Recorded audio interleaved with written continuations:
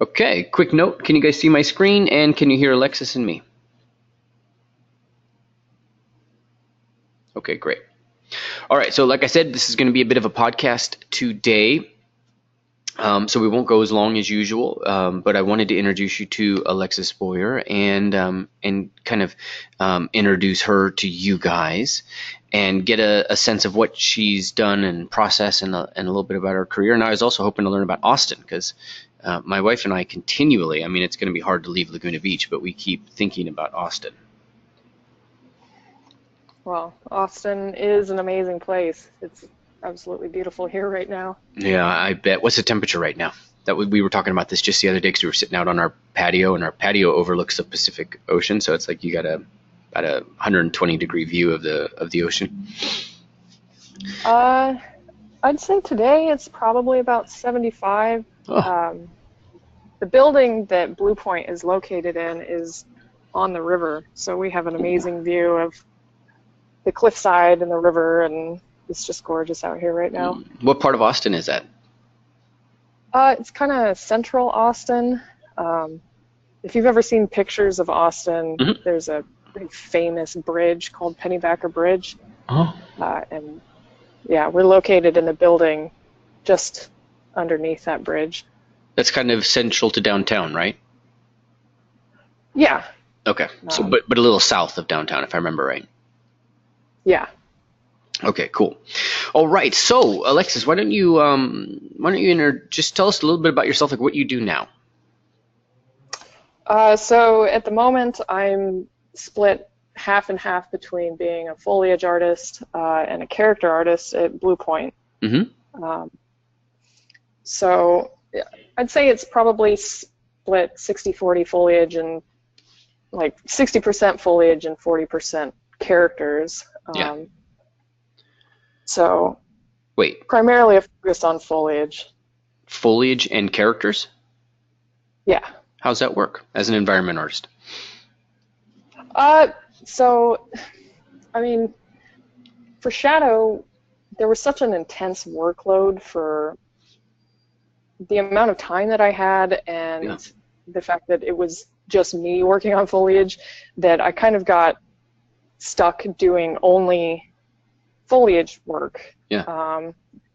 And because we have a team of like really amazing environment artists, um, when I joined on to BluePoint, I told them, hey, look, I really enjoy foliage, but I'd really love to do characters as well. And they have come through for me and said that they would love me to love for me to do both. That's awesome. So that was your payback for Yeah, awesome foliage. I love that. yeah, And I was talking to who was I talking to just the other day? We were talking about how it was Henry. I was talking to Henry Kelly. He's running a class over at UArtsy, and he was. You have to excuse me. I'm right off the PCH. So if you guys are hearing that, that was somebody in distress. So he was talking about how environment artists, like one of the biggest things is you're kind of a generalist, and right. you get called into a lot of areas. So right now you're an environment artist. That's the title. And do you agree that that's kind of like that's one of the hardest to break down job descriptions, I think, because it's so many things.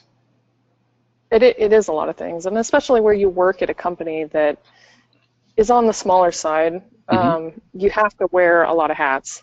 And, one day you may be world building, the next day you may be prop building. It you can jump around a lot. Um,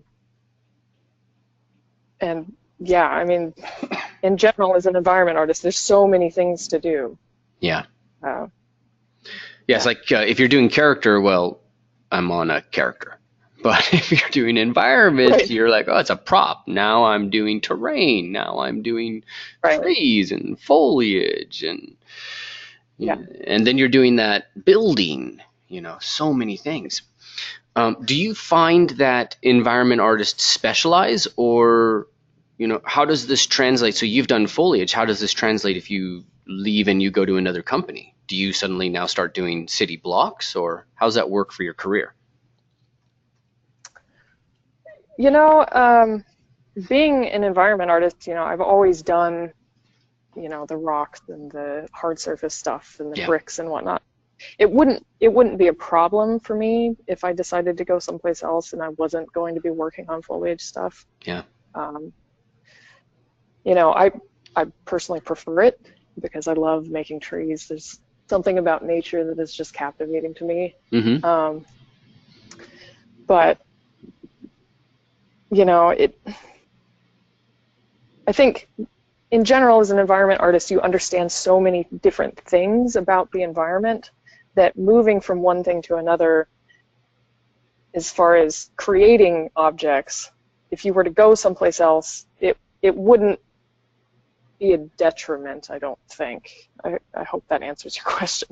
Yeah. No, I think it does. But basically it says, you can't get away with, or I don't want to put words in your mouth. It's harder to specialize in one thing in Right. environments. Right. And And I think in general, I think you'll be better off if you understand a lot of different things and try to stay away from the specialization of I only do rocks, or I only do hard surface, or I only do organic, because we need to do so many things as a team to get this thing done and out that you may be asked to do something you're not comfortable with, and having that understanding of doing many things is, I think, better for you and for your career. got it. So this is one of the problems that I think students face in the beginning, because they're trying to get a job and they want their work to get them the best possible avenue, because everything depends on our work, right? I was talking to an interior designer here in Laguna, and she was saying that you're only as good as your last job, and Right. it made me think about us, because it's kind of the same, Yeah. And so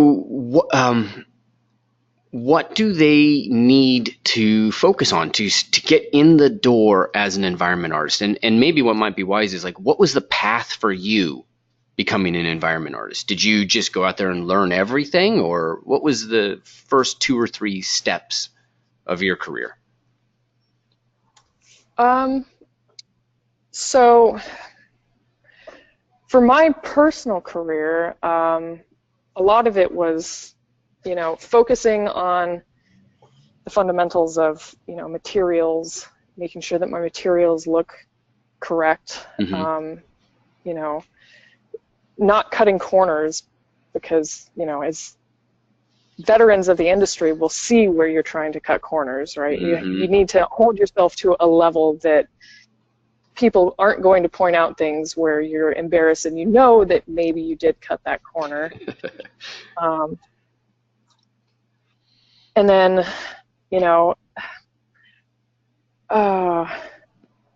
personally, I started as a vertex pusher, a seat fill in this industry. Mm-hmm.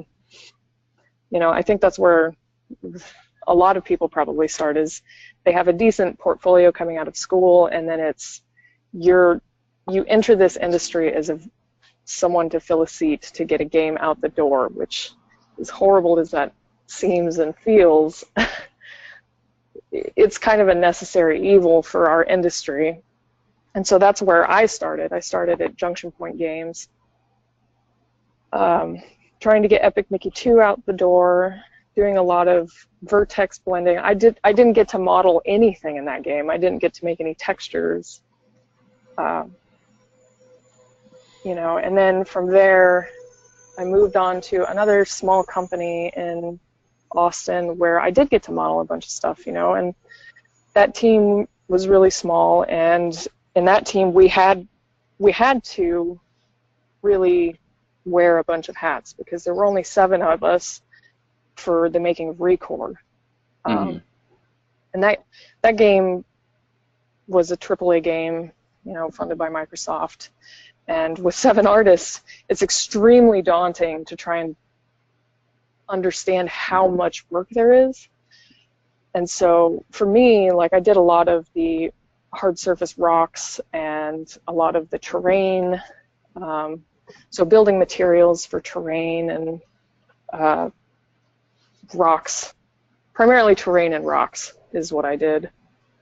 And then with that, moved on to BluePoint, where I got kind of stuck as being the foliage, not stuck. I love my job, but doing foliage, something that I really love.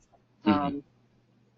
And so for beginners, I would say that having people who are looking to get into this, having a really strong showcase of materials, whether that be substance generated materials or ZBrush materials, showing that you can create a lot of different kinds of materials, as well as having a good understanding of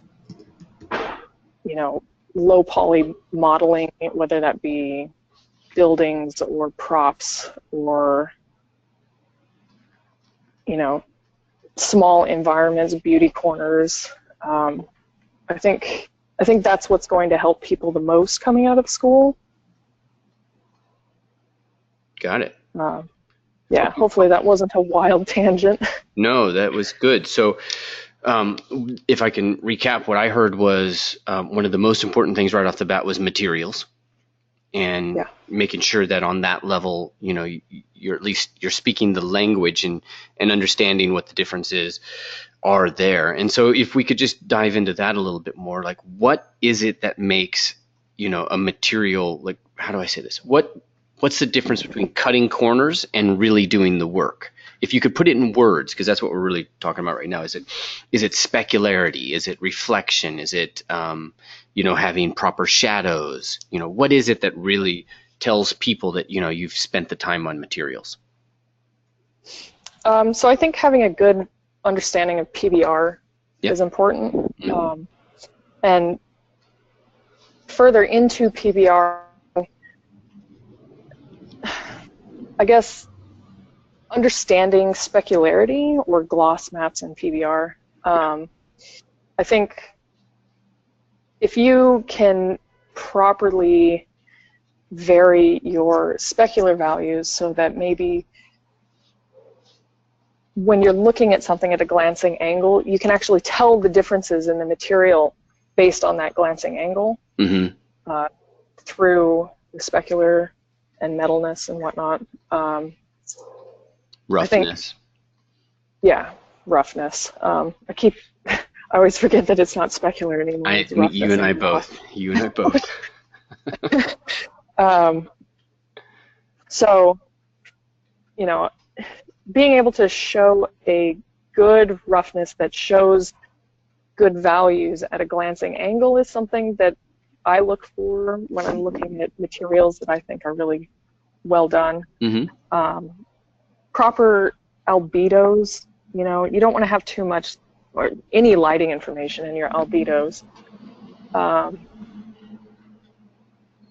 Cutting corners, things like, if you have, just recently I saw someone who had a graph of a brick material, and they had, I guess, a sewer grate in the middle of this tiling brick material, and they didn't break up the edge where the sewer grate met the actual brick. Mm-hmm. And to me, that seems like a cutting of a corner. While it looks okay, the person could have stepped it up by putting, a ring of bricks around where the sewer grate was. Adding details like that I think are going to set people apart from, people who are maybe don't think about that or think, oh, this is good enough. Mm-hmm. And in that specific material, I saw that the person had taken their albedo for their bricks and shrunk it down and put it in the albedo of their metal for their sewer grate, which you could see. You could see the tiling in it. And I think that was probably a corner that was cut that they were like, oh, well, I'll just put some color variation in here by just copying my brick and putting it in my metal. Mm-hmm. And it stuck out like a sore thumb. Yeah. So somebody else may not see it right away, but a professional is looking for that kind of level of detail. They notice that. I get it. Right. Yes, and none of my students would do that, right, guys? Right. All right. So, talk to me about foliage if you can, because it's something I've been exploring. Because, like I said, we got Henry Kelly teaching, and this seems to be, one of those areas that's it's growing a lot. And I was just in, we have this VR boot camp, and I was just in Orly Rodriguez's thing. He did this Twin Peaks VR experience, and in VR, on my, rinky-dink PC, I was in the middle of a forest, beautiful forest with everything moving. Like there's so much happening in this area. Right. What are some of the tools that you use to develop environments and foliage and things? So I use Megascans. Okay. We have access to Megascans library. Yeah. SpeedTree, ZBrush, and Maya, obviously. Yeah. So those are the primary folder things that I use. For Shadow, I did a lot of work using SpeedTree to make the actual trees themselves, because SpeedTree is a fantastic tool. You can move sliders and change, how the branches break and where they break and how many break and how many branches you have and the curliness of them. And there's so many sliders and whatnot in that program that it makes creating trees really easy. Right. As well as, using Megascans to get a lot of the atlases for the leaves and whatnot. Can you take a second and tell me what atlases are? This is something that I think isn't really discussed a lot. It's like one of those little details, like trim sheets. Right. Okay. What is an atlas? So for me, an atlas is, and I think this is an industry standard, but an atlas is basically a sheet that has a bunch of different leaves on it, or a bunch of different things on one texture that is kind of like a micro library, sort of. So I have several atlases of leaves where it might be birch leaves, but there's 15 variations of birch leaves on this one atlas. Got it. So they all have their own small quadrant that they're placed on here, but you can have live ones that are turning yellow, brown, dead. Yep. Just a ton of textures on one large atlas. Okay, got it. And then the purpose of this, I think, what I was hearing yesterday when I was talking to Henry was it reduces the, is it the texture calls, draw calls? What's the? Yeah. Okay. Mostly the texture calls. And calling textures is also a draw call, as far as I understand. So the fewer textures that you have to call, the better the game's going to run. So for me, if you can go to the redwood on my art station. Redwood. What would it look like? The first one there. Which one? The very first one. Okay, got it. Yeah. Yes. So if you scroll down, there should be an atlas on here. Sweet. There you go. So for this, it's basically a sheet of all of my branches, right? So the one that's on the bottom right is going to be for the top piece of the tree where, I don't want to spend the extra geometry to model out all of those branches, because you're never going to get close enough to see them.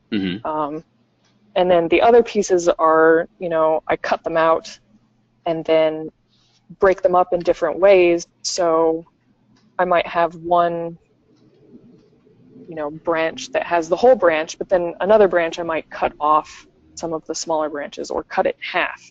So then I have a different piece that I can then make a whole bunch of branches out of these, five pieces. So I could make an endless amount of branches with just this atlas. Got it. Yeah. And are you doing this inside of SpeedTree, Photoshop, Maya, just kind of pulling together a couple of planes, or is there some automation to it? There's no automation for it. The atlas that we were just looking at were actually all megascans. So what I ended up doing is taking megascans, not only 3D objects, but atlases from megascans that are just pine needles. Yep. So the branches themselves were a 3D object from megascans that I placed in Maya, and then placed all of the branches for the pine needles and whatnot against it. And then in SpeedTree, you have the ability to screen capture the viewport, which allows me to get not only the transparency information from the pine needle atlas, because normally I haven't personally found a program that allows you to capture the transparency of a plane. This is going to be hard to explain, but if you have a leaf that has a transparency or a material that has a transparency and it's on a plane, and you try and bake that plane, when you set Maya or any other rendering program to try and capture an alpha from that, it will capture the outline of the plane, not the transparency of the leaf. So that means that I have to go in and either individually model every single one of those needles or leaves, or, you know, I'm just not going to have a good transparency with something that already has transparency. So SpeedTree allows you to put planes that have a pine needle texture on them that has a transparency, and it will actually cut out around the transparency of the material rather than around the plane. I hope that wasn't too confusing. Well, I think it's good for now, and it speaks, you know, to this being a lot of process. So what do you think are some of, and I want to segue now away from some of the technical side. So what do you think are some of the characteristics or the traits, you know, that are very useful as environment artists? And by that I'm looking at, like, for example, let's say character artists. They're, you know, that's a job that goes for quite a long time on like one character. Whereas environment, you tend to have like multiple tasks, and, you know, what are the characteristics or the things that help you succeed as an environment artist? I would say that being resilient, you know, to change, and being accepting of the fact that things are going to change and they're going to change hands. So you may be working on a level and you move on from that level and somebody else is going to get that level. You know, working as an environment artist, you may not always be the only person responsible for what you're working on. Mm-hmm. And so being able to work with a team and work with other people and being open to their ideas and being able to share your ideas in a constructive way, I think is really important. I know when I was working on Shadow, I don't think I would have gotten the quality that I got if it hadn't been for the people that I was working with. You know, because that constructive criticism pushes everybody further. So being able to take criticism, being able to give criticism, being open to it, seeking out people to give reviews for your work, I think is always helpful. Mm-hmm. And just not being attached to your work to the point that you care about the quality and you care about getting it done, but understanding that it may switch hands tomorrow and it might look a little bit different than the way you made it, but everything about building an environment is about being a part of a team. Great. That makes a lot of sense. What does it mean to be a part of a team in environments? Like how, let's say if we take one of these environments, let's say, is there one environment here that might be a good one for us to kind of explain, you know, how many people and how people work together? The I would Recore say, or... I don't know that Recore is a great example, but I would say that maybe the second image, yeah, that one. Yep. So if you scroll, there should be an image in there. Yeah, there we go. For that one. So this level was built by 3 people. It was me working with the foliage, Justin Wagner working on a lot of the level building, and then there was another guy, Troy, who was working on a lot of the water sims and particles and whatnot. So, you know, every single day there was a lot of back and forth between Justin and I talking about, okay, this is how we want the trees to look, you know, this is how tall they should be. You know, working with engineers on overdraw, dealing with overdraw with Justin, trying to come up with ways to make sure that the game's going to run at frame rate. You know, going back and forth with him about ideas about where he should place things in what areas. You know, maybe he should put a rock here to kind of break up the flat level line of the ground, and, you know, getting some more parallax in there. You know, and then he'd come to me and say, hey, let's change the way that the roots look because I think that we could do it better. And then working with Troy to, you know, get the water to look right, you know, making sure that it's shiny enough, but it's not so shiny that it looks like diamonds in the sun, and getting the particles, you know, from being a flat plane on the surface to, well, let's try making it an actual 3D particle and see how that works. You know, it's a constant flow of, you know, pushing each other to make something great, you know. A lot of times I would build something and Justin would put it in the level and he'd say, well, you know, this looks good, but let's change, you know, the way the branches are so that we can get some more sunlight coming through right at this area. Yeah, I mean, it's a lot of awesome teamwork. So when we talk about, like, let's say getting more light into an area, I think one of the things that kind of fascinates me, and we have a good bit of environment artists in here, and I see your question, Joshua, so I'll ask that here in a second. But what I'm really wondering is, there's level design, there's game designer, there's the environment artist, and I was talking to Melissa Altabello, who's over at Sucker Punch, and she was talking about how, you know, you can build an entire environment and then the game designer will come in and, you know, they're focused on gameplay and everything, you know, changes, and there's a whole sections that have to be redone even though they're done. Does that happen with you, and what is the interaction like with outside of the environment team? Who are you responsible to? So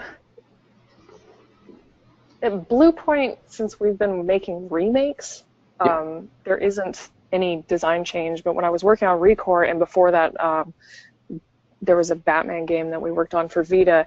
Yeah, a lot of times the design would change, and the designers would realize that this isn't working, we need to change it. And yes, the level would be completely done, and we would all go back to our desks and grumble and, you know, be upset about it. But that's also something that's constant in this, is that don't get super attached to it because it might and probably will change. And I think having a good relationship with the designers, and, you know, if you're frustrated about something that changed, maybe asking them why or getting a good understanding of why, and then working with them to make sure that, you know, you can execute the design and what they see through the art well. You know, I feel like I'm getting off track. No, that makes sense. You know, they're looking for something, and, you know, you have to change things, you know, accordingly. Is that just game designers, and how does that start to? Do you ever interface with writers and directors and people of that nature? I've never personally interacted with writers. I do interact a lot with engineers. Engineers are definitely, they're holding the leash on what we're allowed to do. A lot of times I'll have one engineer in particular at my desk saying, this isn't going to run. You need to pull it back a little bit. And we'll go back and forth about, okay, so you tell me I can have 3, but I want 12. And so it's a lot of back and forth of, trying to work with the engineers and having a good relationship with them and saying, maybe we can meet somewhere in the middle here to make this pretty and still make it run. So for me personally, it's more interacting with engineers than, say, writers or, really producers. I can't say I have a lot of experience in that because I've worked at small companies for most of my career. Companies under or around 50 people. So. All right. So now the next thing, let me ask Joshua's question, and then guys, I'm going to open this up for questions for you guys. We don't have a ton of Alexis time, so start shooting some questions to me. Joshua was asking, does vertex pusher mean you're just cleaning up other people's models? Primarily, yeah. For me, when I was working at Junction Point, it meant mostly terrain blending. So we had materials like walls that would meet grass, and I had to set the vertex color to be right so that those two would blend between one another. I wouldn't say that it's necessarily cleaning up other people's models. I would personally hope that if there are people above you doing things that you wouldn't need to clean up their stuff, they should be professional enough to make proper geometry. But yeah, for me, I just called myself a vert pusher because, I'm sitting there selecting vert by vert, changing the vertex color on it for a very long time. All right, Jan's asking, he's asking about project management stuff. Do you guys, in terms of like working together, do you guys use Slack, Asana, anything like that, or is it just email and meetings? So a lot of it is through Slack, and then I would say a huge majority of it is standing around each other's desks, sitting with one another. Yeah. I think face-to-face communication is really important. Things might get lost over Slack or email. And you can work together well with someone right there sitting next to you. I would say that 90% of it, at least where I work, is sitting next to one another and working together. Yeah, got it. And how about programming? Is it useful, important to have any kind of exposure there so that you can communicate with the engineers, or is that just irrelevant? I think being able to speak the language of an engineer would be fantastic. I am horrible at it. I am probably the least technical person you'll ever meet. Every time I go to an engineer, I tell them to please speak slowly and act like they're talking to a 3-year-old because I have no idea what they're talking about. I think if you can understand engineering and coding or any of that stuff, then it will definitely help you. I think there are some times where you run into engineers who don't want to speak to you like a 3-year-old, or they don't feel like it's worth their time to try and speak to you like a 3-year-old, so you can kind of run into jerks sometimes. But mostly I find that engineers they can dumb it down enough that if you don't know any coding, they can get the point across. Got it. even if they have to explain it 4 times. Got it.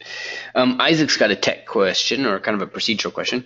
He's saying, if you were required to do foliage with snow variation, how would you proceed in creating the snow variation for foliage textures when using Megascans? Ooh. Huh.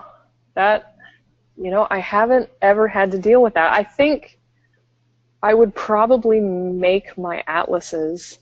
So like with that branch, get my atlas set up without any snow on it, and then probably take it into Substance and build snow on top of it in Substance. Mm-hmm. Because that's not something I've ever had to personally do. So yeah, that would be my answer. Is I would take it into, build the atlas and take it into Substance and see what I could do. Cool. That works. And then Cerie's got a question. She's asking, one of the things that we ask people to do in the boot camps is to really focus on story. And when they're creating props, which is the main thing that we do at the first, second stage of the environment bootcamp, is make sure that there's a story and that there's some kind of connection. If it's a soda can, then where's it been, what's happened to it, all that good stuff. We want to understand story, because at the end of the day, game's story. So Cerie's asking, what's your favorite model you made so far, and why so? And I'm assuming it's along the lines of being invested in pieces and having them mean something to you. So does that ring with you? Is there any model that you really enjoyed making that really started to connect with you? Yeah, I would say it's probably the one your cursor's hanging over right now. That's that Where's kind my of cursor? yellow ball. Yeah. So this was just kind of some strange contraption that we had in Recore. It was supposed to look like it had been dropped and banged, and a sandstorm had gone over it, and it was supposed to be like a place where the cores in the game were created. Mm-hmm. And so having, making it look like maybe the thing could open, giving it where, the prop itself is a little bit hard to see everything that would happen with it, because it's not actually an environment. But, adding those things like the dents and the cracked paint, when you get it into the environment with the tubes and, the rocks and the sand and everything that's all over it, I think really helps tell that story. And yeah, games are all about telling stories, and I agree that every prop you ever make should have some kind of story to it. Awesome. All right, guys, last round for questions. Start typing, and then I think I've got a couple more questions, then I will let you go. But we'll start with Edison's before I get to mine. So Edison's asking about genres of games. Is there any genre of game that you like? And of course, that assumes a question, do you have to be a gamer to work in games? So do you play, and which genre do you like? So I do play.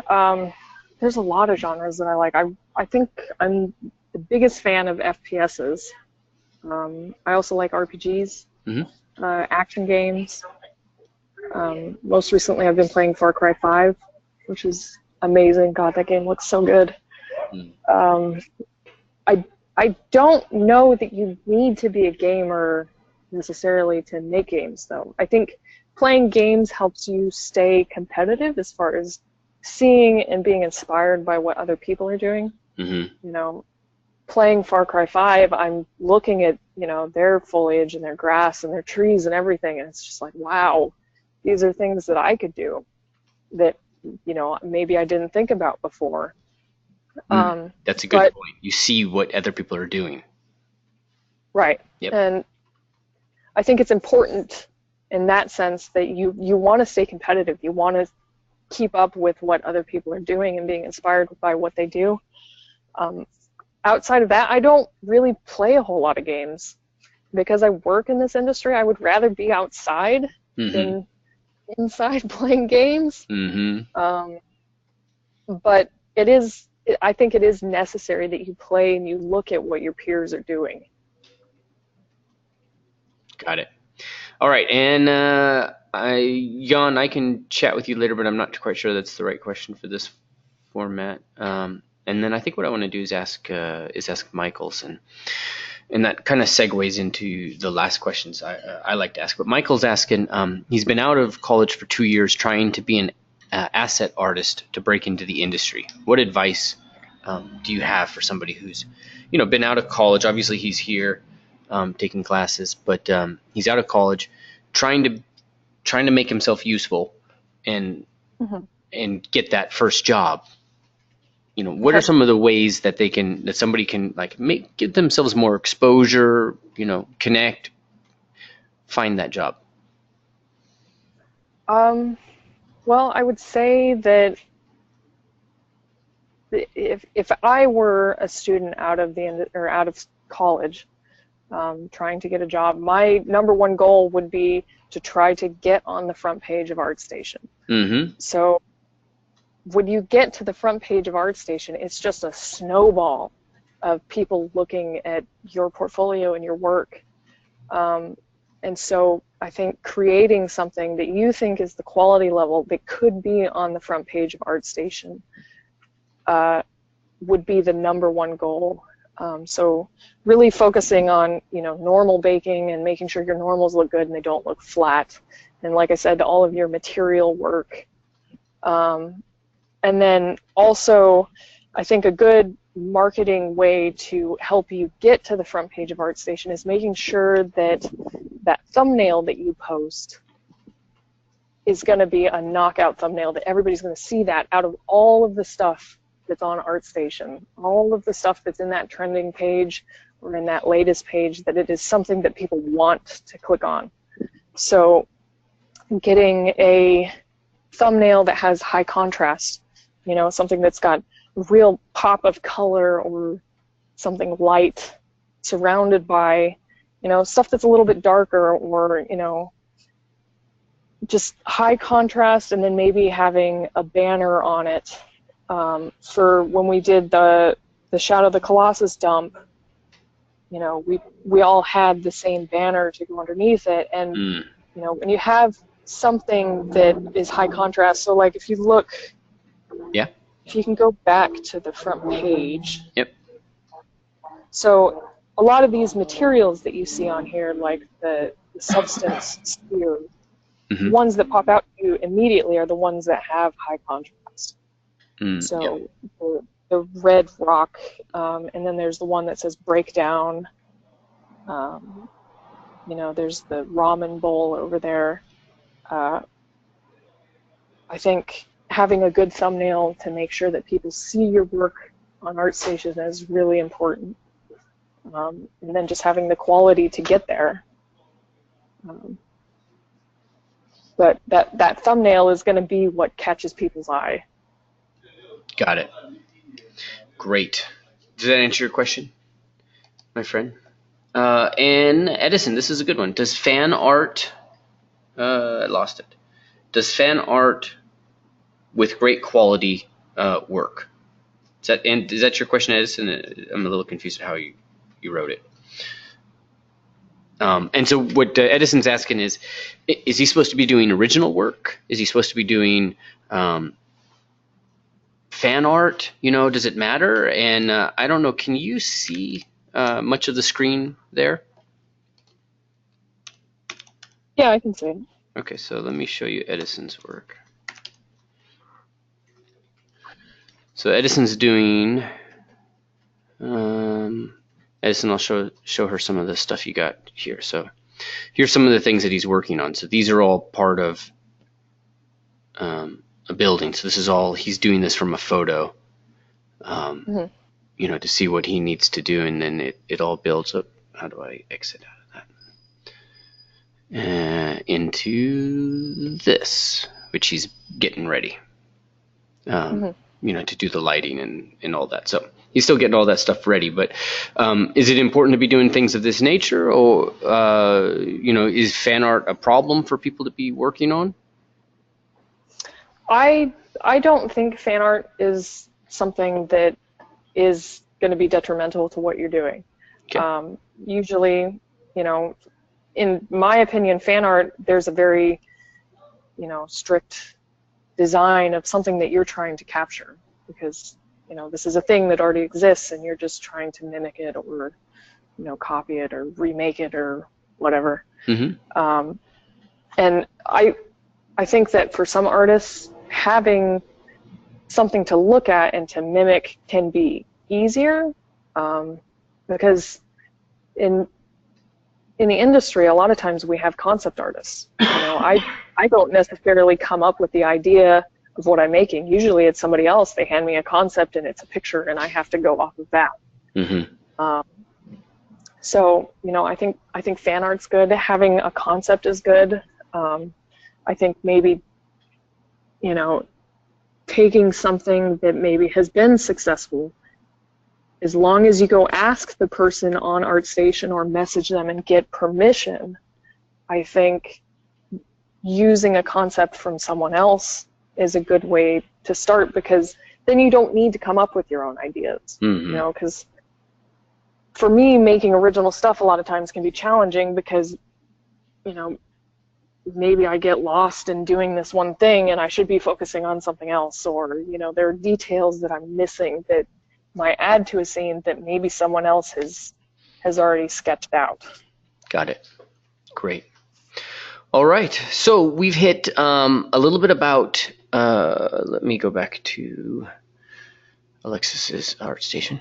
So we've hit a little bit about her career, about foliage and some elements of like world building, prop building, things of that nature, as well as some of the characteristics that she thinks are relevant for us as game artists. So thank you guys so much for asking these questions and for pushing that stuff forward and for being here. And Alexis, thank you so much for taking the time. Yeah, thank you. All right. And so any places hiring that you know of? Well, BluePoint is hiring. There you go, guys. Looking for specifically people who are really skilled with substance. Substance painter, designer, I imagine. Designer. Yeah, substance designer. We need some badass material artists. And what does really skilled mean? Like, how is that represented? Is it, do they have to be able to put variables into it that, can modify, a brick? Or is it just focusing on the roughness and making sure that stuff matches? Like, what are some of the things that trigger you to say that somebody's solid? I would say, yeah, good roughness, good height. Yep. With substance designer, you can have that height offset, making sure that that's not crazy.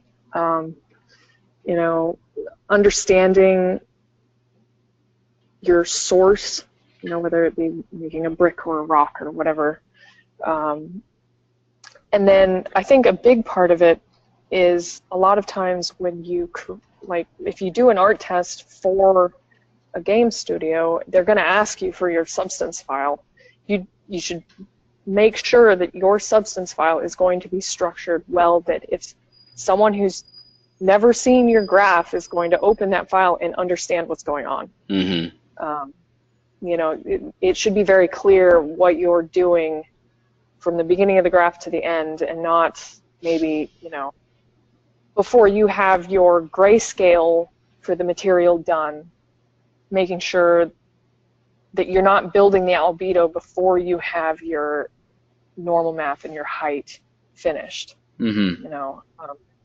We've seen some cases where they start building the albedo before the normal and height is done, and then that it doesn't show a good workflow for someone else who's going to try and go in there and maybe modify that material.